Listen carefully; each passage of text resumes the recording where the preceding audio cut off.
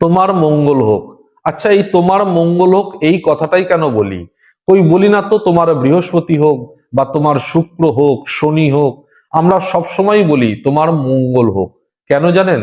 মঙ্গল এতটাই শক্তিশালী এবং শুভ যে তাকে কেউ কোনোদিন পরাস্ত করতে পারেনি।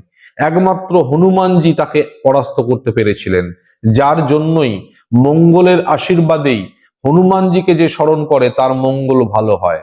এবং আপনাদের কাছে পরামর্শ, কোনো মাঙ্গলিক কোনো কাজ, যেমন কোনো ব্যবসার সূচনা করতে চলেছেন বা বিবাহের মতো কোনো সিদ্ধান্ত ফাইনাল করতে চলেছেন, কোনো ভালো কাজ, শুভ কাজ বা মাঙ্গলিক কাজ যখনই আপনারা করতে যাবেন, সেই সিদ্ধান্তটা বা সেই ডেটটা সবসময় রাখবেন কোনো মঙ্গলের নক্ষত্রে।